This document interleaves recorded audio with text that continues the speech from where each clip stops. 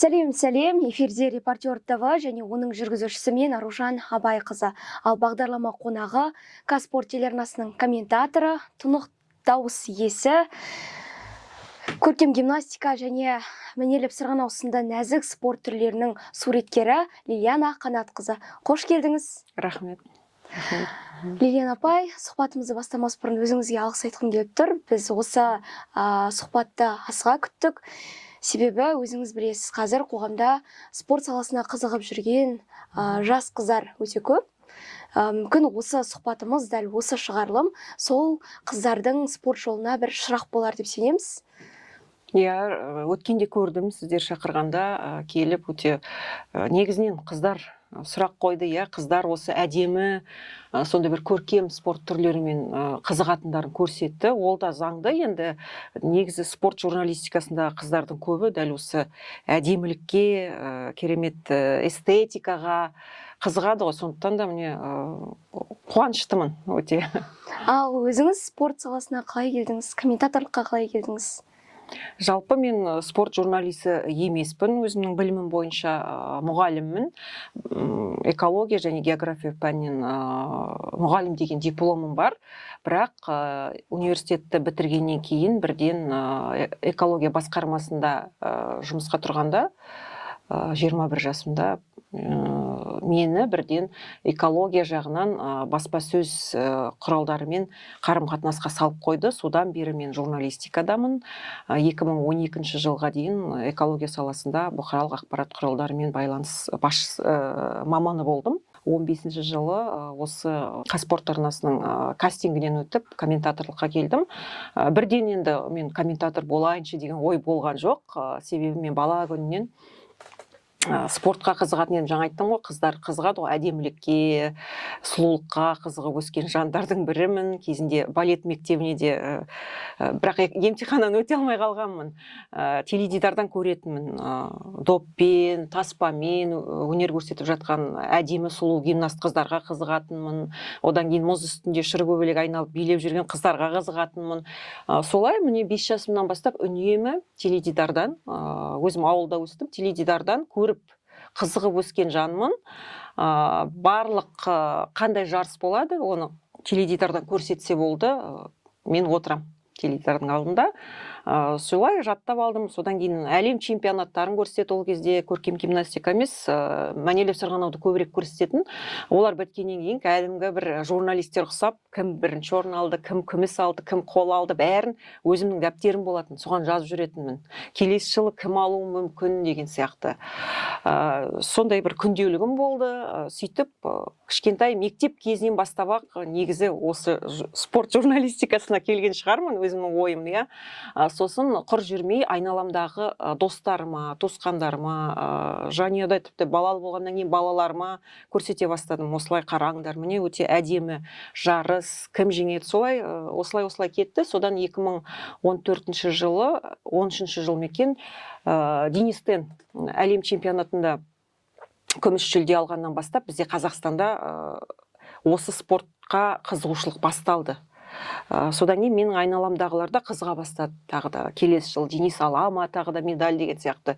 Мен сосын оларға әрбір жарыс сайын, міне қазір болады, келіңдер, бірге көрейік деп шақырып алып, әсіресе сіңілім бар, бәріміз көретін едік.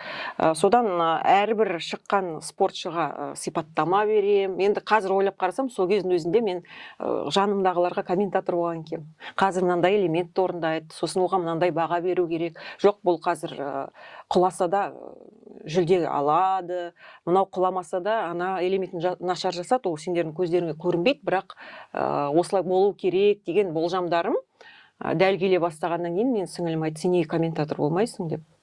Менің ойымда ондай жоқ. Сосын бір күні сөйтіп қатысып көрейін деп қатыстым, бірден алды. Солай кетті. Міне келесі жылы бұйырса 2025 жыл 10 жыл болады. Қазспорт арнасында комментатор болып жүргеніме. Күшті. Ал ата-анаңыз тарапынан ешқандай қарсылық болмады ма? Ата-анаңыз, туыстарыңыз тарапынан Жоқ, олар бірінші қалай қарады? комментаторлыққа олар күлді, ал енді кастингке кетіп бара жатырмын ғой, сонда күлді, ал өтпей қалсаң не істейсің деп. Мен айтамын, мен ешқандай ренжімеймін, жай бара жатырмын, көруге бара жатырмын. Осылай сіздер сияқты мына камера, свет, жарық қалай қойылады екен, комментаторлар қай жерде отырады екен деген тек қана сондай қызығушылық қана болды. Сондықтан да олар жай қарады, мен де ойлаған жоқпын өтем деп, барып көрейін деген. Оның өзінде жаңа менің сіңілім айтты, сен әдемі қызықтырып айтасың, мүмкін сенің қызықты әңгімең басқа көрермендерге қызық шығар. Тіпті менің қызықтырып жібергенім соншалық, ол Шанхайда өткен 2015 жылғы әлем чемпионатына Қытайға билет алды, өзім мұздан барып теледидардан емес, сол аренадан көрейінші деп. Солай кетті. Содан кейін айтады, аренадан кейін көргеннен кейін ол жарысты мен теледидардан көргім келмей қалды дейді. Бұл спорт түрін, сол әдемілікті, сол сұлулықты, сол күрделі элементтерді мұздың жанынан көру керек екен. Соны түсіндім дейді. Сол. Ал сіз көбіне енді эфир жүргізгенде экраннан көріп отырасыз. Иә. Былай жұмыстан тыс барып тұрасыз ба? Әрине мен еш қалдырмаймын. Астанада болатын болса, міндетті түрде жұмысым жоқ болса, бірден барам. Мысалы, Денис Тен Мемориал Челлендж турнирі 2019 жыл бірінші рет осыдан 5 жыл бұрын өткізілгенде, оны Қазспорт көрсеткен жоқ. Мен өзім, өз ақшама самолетке билет сатып алып, кәдімгі 3 күнімді қиып, семьямды осылай ал мен босатыңдар деп кетіп барып, сол Алматы аренадан көргем. Барып тұрам, мысалы, Астанада өткен Қазақстан Республикасының чемпионаттарын мен жібермеймін. Барып, кәдімгі мұз үстінде, тіпті кейбір жылы тек орысша өткізілді. Диктор хабарлап тұрады ғой. Сол кезде жазғам Фейсбукқа. Неге Қазақстанда Қазақстанның чемпионаты орысша өткізіледі? Екі тілде өткізсін. Бір күні мен кәдімгі, бірінші күні мүмкін бүгін қазақша айтатын диктор ауырып қалған шығар. Ертеңді күтейін дедім, ертеңіне бардым, тағы сол жағдай, содан кейін жаздым. Мен осы қалада болатын мәнерлеп сырғанаудан жарыстарды мүлт жібермеймін, тарсам. Ал жаңа айтып отырсыз ғой, көбіне орыс тілінде жүргізілді деп. Енді жалпы көрермендер тарапынан орыс тілді көрермен басым ба, әлде қазақтарда? Бұрын шынын айту керек, орыс тілді көрермендер басым болған сияқты еді. Қазір қазақ тілді көрермендер де көбейді, жанкүйерлер көбейді. Себебі енді бұл спорт түрі бұрын қазақта болмаған ғой енді. Сондықтан да бұл бізге негізінен Ресейден келді, бәрі орысша сөйлейтін. Ресейден келген жаттықтырушылардың бәрі орыс тілінде, енді қазақшаға бет бұрып келе жатыр. Өткенде мен Жансая Адыхановамен сөйлескенмін. Қазір бапкер, бұрын универсиадаға қатысты, білетін болсаңыздар, біздің елдің атынан Алматыда өткен. Сол спортшыдан сұрағанда бапкер қазір. Жансая айтады, біздер қазақша жүргізіп көрдік дейді. Себебі жарысқа қатысып жатқан балалар түсінбейді дейді көбі. Мұзға қазір мысалы, Жанар Айманова шақырылады десеңіз, ол түсінбейді екен. Сондықтан да біз орыс тілінде жүргізуге мәжбүр болдық дейді. Қазір енді сол кезде мен жазғанда бір менің оқырманым, Фейсбуктағы досым, мәдениет және спорт министрлігін сол менің постымның астына белгілеп кеткен ғой. Содан кейін ертеңіне тағы бардым, үшінші күні уже қазақша жүргізді, екі тілде қатар. Сондықтан да мен жарыстарға барып тұрам, ол жағында қадағалаймын. Неге? Енді қазақ спортшылар бар Қазақстанда. Ол әрине саясатқа араласу емес, қазақ тілділер үшін жаның ашиды да, мысалы. Көп орысша білмейтін көрермендер де бар ғой. Не айтып жатыр, оны да түсіну керек қой. Мысалы, мәнерлеп сырғанау спорты туралы орыс тілділер бәрін біледі. Қазаққа енді мысалы Денистің арқасында Қазақстанда енді дамып келе жатқасын қазақ тілдерде жақсы біліп келе жатыр. Жаңадан бері айтып отырмыз ғой, көркем гимнастика деп. Ал өзіңіз басқа спорт түрлерінен комментаторлық қызмет атқарып көрдіңіз бе? Мысалы аяқ асты болып қалады ғой кейде. Аяқ астынан өтініш түсті. 2015 жылы мен бір рет, сол 10 жылда бір рет жалғыз, сол басы да соңында болған шығар, ритмикалық гимнастика дейді ме, қазір атын ұмытып отырмын. Сондай бір ол көркем гимнастика емес, спорттық гимнастика емес, гимнастиканың бір түрінен 2015 жылы жазда жүргізіп көрдім әлем чемпионатын. Онда да енді гимнастика, бірақ үнемі қазір атын ұмытып отырғанымды қарашы, секіріп жүріп кәдімгі акробатикалық элементтер жасап істеп, сондай топтық, сосын жұптық. Онда екі жұптың ішінде әйел мен ер адам емес, екі жігіт болуы да мүмкін, екі қыз да болуы мүмкін. Сондай спорт түрін жүргізіп көргем. Қазір ол спорт түрін меніңше Қазспортта содан кейін көрсетпеген сияқты. Аяқ астынан болған сол. Ал эфирде орын алған бір қызықты жағдайлар болды ма? Мысалы, эмоцияға ерік беріп жүреді. Сіз өзіңіз білеміз, жалпы әр спорт жанашыр ретінде көреміз. Гимнастикаға кәдімгідей берілген, сіз жан тәніңізбен сезіне аласыз. Эмоцияға берілген кез болды. Бұл әйел комментаторлардың ер комментаторлардан ерекшелігі осында деген келеді. Мысалы, ерлер футбол қарап жатқанда жігіттер, мысалы, айқайлап гол деп қуанышын жасырмай қатты даусын шығарып жатады ғой. Біздер қыздар эфирде жылай саламыз. Мысалы, ондай жағдай болды. Эльжана Таниева Азия ойындарында Ханчжоуда күміс жүлдеге таласқанда көп сайыста жылап жібердім. Мен бірақ даусымнан білініп тұрды ма, білінген жоқ па білмеймін, бірақ әйтеуір көзімнен жас парлап отырып жүргізген есімде. Себебі көп сайыста Эльжана бірінші құралында, меніңше не болған сияқты, шығыршықпен орындалатын жаттығуында бір кішкене қате жіберіп алды да, өзбек қызынан бір саты төменге түсіп қалды.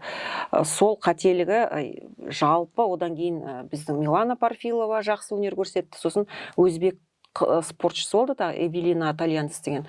Үшеуі алға озып кетті де, Эльжана ең соңғы түрінде, қазір осы шешуші кезең. Гимнастикада жалпы спортшылар да, бапкерлер де айтады. Ең соңғы түр ол ылғида таспа. 6 метрлік ұзын таспамен өнер көрсетеді. Олимпиада болсын, әлем чемпионаты болсын, ең соңғы түр таспа. Таспаны кім жақсы орындайды, сол жеңеді деген сондай бір сөз бар. Таспаны өте керемет орындады ғой. Сол кезде өзі де жылады, бер жағында отырып мен де жыладым, жанындағы бапкері де жылаған екен. Сондай эмоцияға толы кездер болып тұрады. Күшті, бір жағынан патриоттық сезімде ғой, нағыз патриоттың әрекеті деп ойлаймын спортта. Тағы бір сұрақ туындап отыр. Жалпы спортшылармен қарым-қатынасыңыз қалай? Мысалы, көбінесе айтады, журналистерге бір талап бар ғой, мысалы, қатты жақындасып араласып кетуге болмайды, ертең сын айта алмай қалуың да мүмкін деген сияқты. Ол рас, қатты жақын араласып кетуге болмайды, бірақ әрбір осы халықаралық аренада жүрген спортшымен кемінде бір сұхбат алсаң, ол саған уже алысың емес, жақын тартып тұрасың, уже сөйлестің, көзіне қарадың деген сияқты. Сондықтан да ол пікір рас. Мысалы, өткенде мен Михаил Шайдоровтан сұхбат алдым. Мен ол Алматыда, мен Астанада кәдімгі видеозвонокпен қоңырау соғып, осылай бетпе-бет отырғандай сұхбаттастым. Содан кейінгі менің ол қатысқан жарысты жүргізгенде ол мүлде бөлек эмоция. Бұрын танымайсың, біздің жігіт, біздің спортшы басқаша сөйлейтінен, қазір енді бәрібір бір көрген біліс, екі көрген бір көрген бір істейді ғой. Енді қазақта сөз бар ғой, жақын тартып тұрады екенсің, сондықтан да мүлде қобалжуың да бөлек. Оған келсем, сында айта алмайсың, өзіңе жақын тартып тұрасың, сондықтан да көп жақындаспау керек дегенді қолдаймын. Дұрыс бол. Жақында ғана Нариман Құрбанов жаңа лауазымға ие болды. Жаңа айтып отырсыз ғой, эфир барысында жалған сәттерім болды деп. Ал сондай кезде, мысалы, жаңа лауазымға ауысқанда сізде қандай эмоция болды? Нариман Құрбанов. Өте қуаныштымын. Біз Нариман Құрбановтың осы Олимпиадаға дейін қатысқан Олимпиадаға дейін бір жыл бұрын Қазспорттарға спорттық гимнастиканы өте қарқынды, керемет көрсете бастады. Бірде-бір жарысты жіберген жоқ, спорттық гимнастикадан әлем кубоктерін барлығын жүргіздік. Қасыма кәдімгі білікті маман Ербол Жантықовты қосып берді. Ербол деген енді өте спорттық гимнастикаға 100% беріліп кеткен адам ғой. Сол махаббатын ол маған да жұқтырды деп айтуға болады. Мен де спорттық гимнастиканы өте жақсы көріп кеттім, тіпті әзілдейтін болдым. Мәнерлеп сырғанау енді екінші орынға қалды. Қазір бірінші орында мен үшін гимнастика тұр деп. Сондықтан да әрбір қатысқан Нариманның жарыстарында біз ол үшін өте сондай бір жанымызды салып кәдімгідей жанкүйер болдық. Көбіне әлем кубоктерінде бірінде жеңсе, бірінде жеңіліп қалып жатты. Жеңілді деген енді ол алтын ала алмай қалды. Күміс енді басты жүлде бар, бірақ біздің тілейтініміз ылғи алтын ғой енді. Алтын ала алатын спортшыға келгенде алтын ала алмай қалса, ол біз үшін жеңіліп қалды. Бірақ жалпы жүлде жақсы ғой, қандай болса да. Сондықтан да Нариманның енді еңбегі сіңген спорт қайраткері деген атағы құтты болсын, өте қуаныштымын. Осындай Нариманның еңбегі арқылы енді кезінде Денис қалай мәнерлеп сырғанауды бір жоғары деңгейге шығарып кетті. Меніңше Нариман Құрбанов та Қазақстандағы спорттық гимнастиканы жаңа бір сатыға көтерді. Біз де құттықтаймыз ұжым атынан. Енді мен келесі сұрақты тағы да жаңағы бастапқы тақырыпқа бұрғым келіп отыр.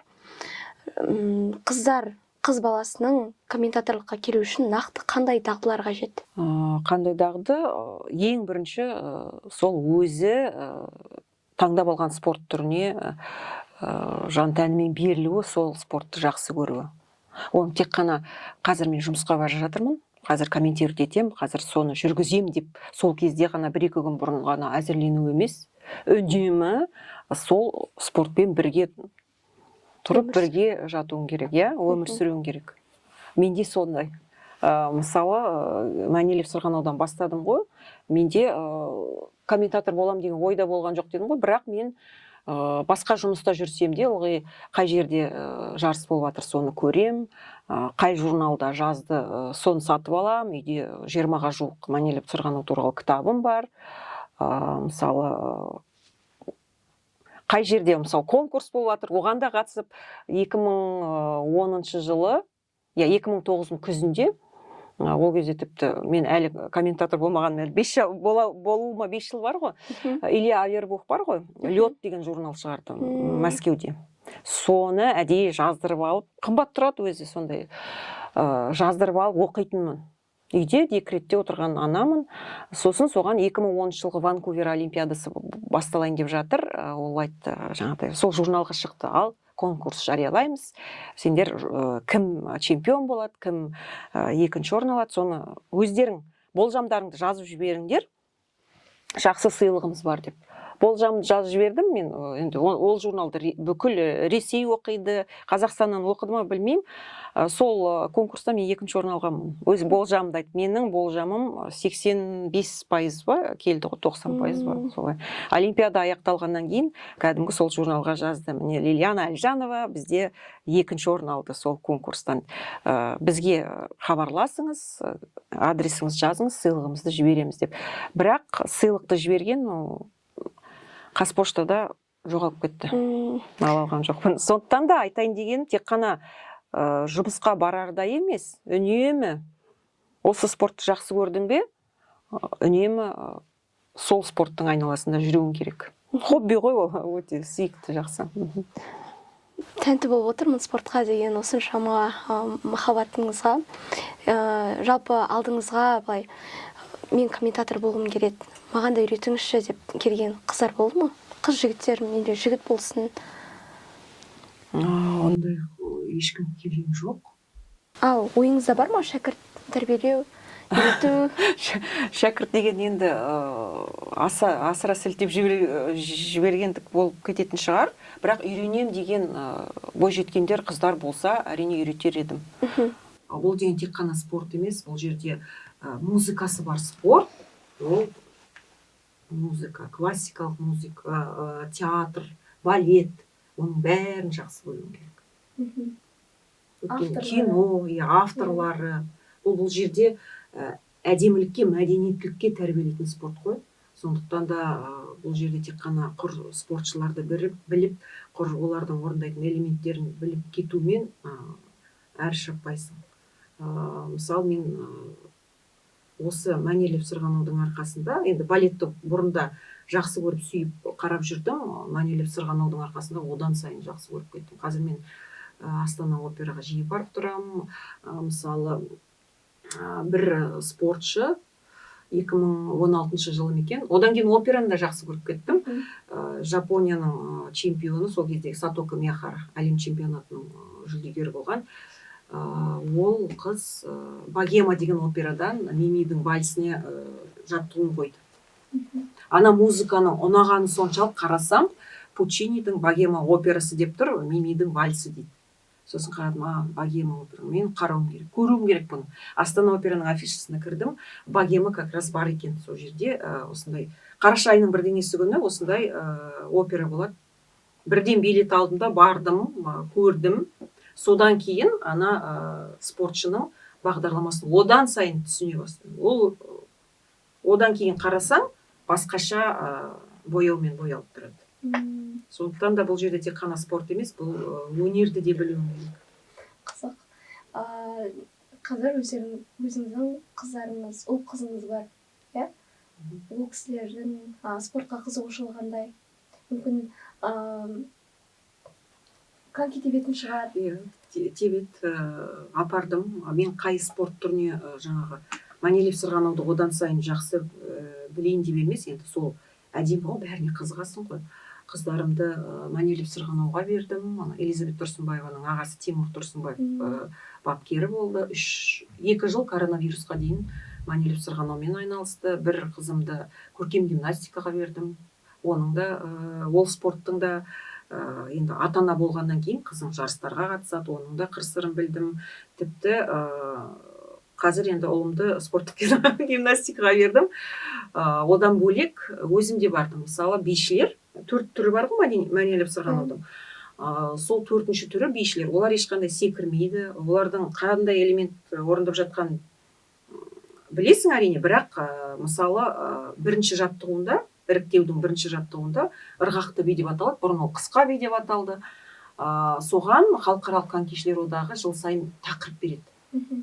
Басқа 3 түрінде өздері музыканы алса, биден бірінші жаттығуға міндетті түрде осы тақырыпта билейсің.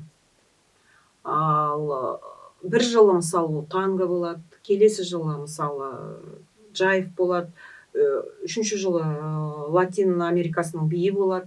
Соларды түсіну үшін мен өзімде 1,5 жыл бойы Латын Америкасын үйрететін мектепке барып, би мектебіне. Мен осы көрейінші, 1 жыл тангоға бардым. Олар мұзда билеп жатқанда, тұрғанда мен кәдімгі жерде билеп көрейінші деп, өте қиын. Сонда түсінесің, өзіңнің аяғыңа шалысып құлайын деп жатқанда, ол жерде тайғанақ мұзда конькимен билеу. Сол жағынан да комментатор, мен ойымша, жақсы білуі керек. Мысалы, бір әріптесімнің айтқаны бар, бокс па әлде каратэ ма комментировать етердің алдында мен жазылдым үйірмеге, мен де барып айналыстым. Жақсы түсіну үшін, сезініп көру үшін. Байқап отырмыз, кәдімгідей гимнастиканың қыр-сырын, элементтерін біліп жатырсыз. Енді өзіңіз бір алдағы уақытта бір кітап жазуға ойда жоқ па? Жоқ. Кітап жазатындай мен ештеңе бітірген жоқпын. Кітапты тек жақсы айтары бар, сондай бір жақсы тәжірибесі бар адамдар жазады. Мысалы, олимпиадаға барған, олимпиада журналист ретінде жұмыс істеген біздің жұмысымыз, мысалы, Астана бәрі сұрайды, сен ана спортшылармен бірге ана жаққа шетелге бардың ба? Жоқ, біздер осында Астанада кішкентай бөлмеде отырып әңгіме айтамыз, жаңағы жарыс туралы, жарысты жүргіземіз. Комментаторлар ешқашан спортшылардың артынан еріп жарыстарға барып жүрмейді. Өйтсе жақсы ғой. Мысалы, америкалық комментаторлар Джонни Вейр және Тара Липинский. Өздері бұрын мәнерлеп сырғанаушы болды. Тара Липинский олимпиада чемпионы 98 жылы. Олар әрине қаржылары бар. Енді америкалық телевизионщиктермен кім жарысын әрбір жарыста сол жарыс өтіп жатқан жерден жүргізеді. Менің ондай бір тәжірибем бар. 2017 жылғы универсиадада Алматыда менен сол кездегі басшылық сұрады, қалай осы жерден жүргізесіңдер ме, әлде барасың ғой. Егер Алматыға барғың келсе, біз ешқандай командировка, қаржылық көмек көрсетпейміз, өзің барасың, ақша төлеп. Мен бірден қанша сома болса да жарайды, әрине барам деп Алматыдан жүргізгенбіз. Дана Нұржігітпен Қазақстан телеарнасынан ол кісі әдемі жағын, ол да журналист қой жалпылама, а мен элементтер жағынан айтып сондай бір әдемі тандем болған, дуэт. Сол кезде енді 12.000 көрермен сияды ғой. Денис Тен шыққандағы ана жердегі энергетиканы көрсеңіз, қазағы бар, енді барлығы бүкіл Алматы жиналғандай болып көрінді. Сол кезде мен енді эфирді тастап кетуге болмайды, ол кезде енді мен айттым, мен Денистің әлі осы мұздағы өнерін солай мұздан көрмеген едім. Ылғи да телевизордан көріп отырасың. Мен барып келейін, сіз өзіңіз тікелей эфир болып жатыр. Өзіңіз отыра тұрсаңыз қалай қарайсыз? Мен қазір шығамда 4 минут сырғанайды, 4 минуттан кейін жүгіріп келемін деп. Жарайды деді. Шықтым. Денис сырғанап жатыр, айқай шу. Енді келейін десем, есік ашылмайды. Эфир жүріп жатыр. Денис уже поклон жасап, бағасын күтейін деп жатыр. Ана жерде мен айтуым керек қой. Есік ашылмайды. Сондағы мен 1-2 секундта бүкіл кошмар өткені көз алдымнан. Енді не істеймін? Әйтеуір бір жігіт келіп, ашып беріп, жүгіріп, әрең үлгерген, олай жасамаңыздар эфирде отырғанда. Сөйтіп, Денистің өнеріне тәнті болғанбыз. Сол кезде бір рет универсиадаға қатысып, солай көрдім. Сондықтан да кітапты сондай көп олимпиада барған, көп әлем чемпионатынан тікелей репортаж жүргізген журналистер жазатын шығар. Дайындығыңыз қалай, жалпы комментаторлар эфир алдында қалай дайындалады? Мен ең бірінші комментатор болған кезімде мен бәрін дәптерге жазатынмын. Не айтам, кімдер туралы. Мысалы, әрбір спортшыға бір парақ арнаймын. Бәрін жазам, қызықты. Осы қызықты болады ау деген мәліметтің бәрін жазам. Сөйтіп, сосын эфир кезінде жаңадан бүйтіп парақтап ашып отыратын едім. Ол 2 жыл қатарынан, 2015-2016 жылдары.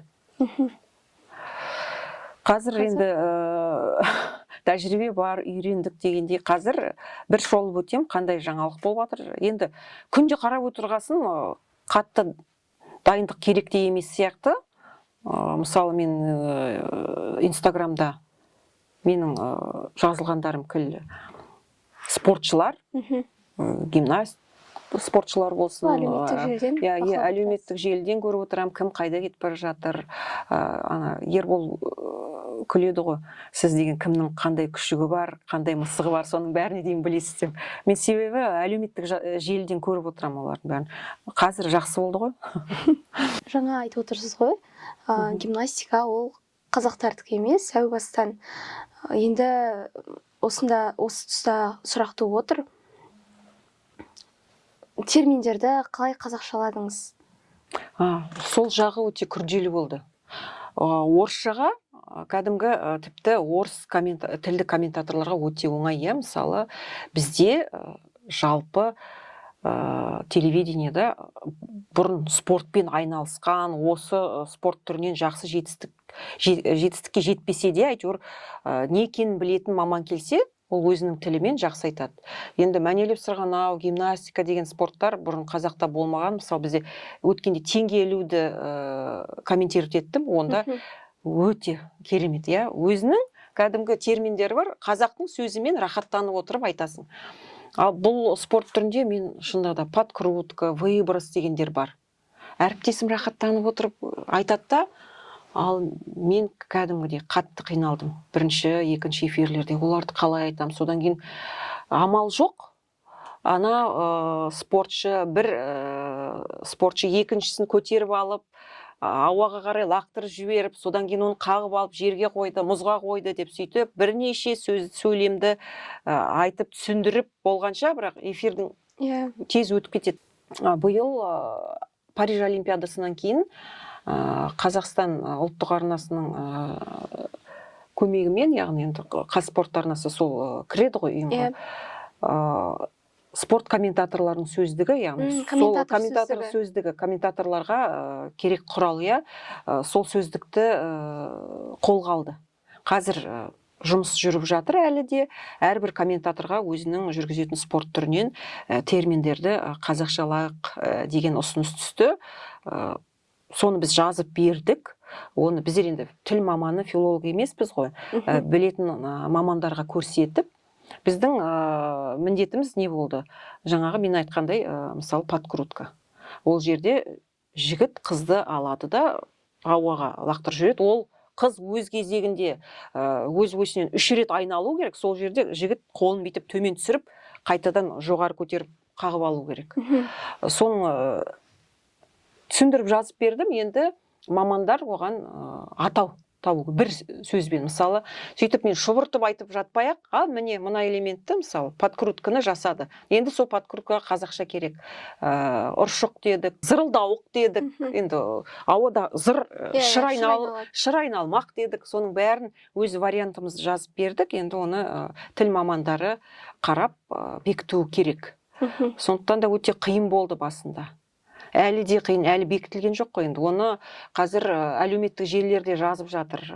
Тіпті сіздерде осы түсірілім аяқталғаннан кейін әлеуметтік желіге кіріп өздеріңіздің варианттарыңызды ұсынуға болады. Жақсы, рахмет. Бүгінгі сұхбатымызға келісіп, алтынай уақытыңызды қиып келгеніңізге жақсы сұхбат болды деп ойлаймыз. Сіздермен бірге болған Репортер ТВ және Лилияна Қанатқызы. Рахмет.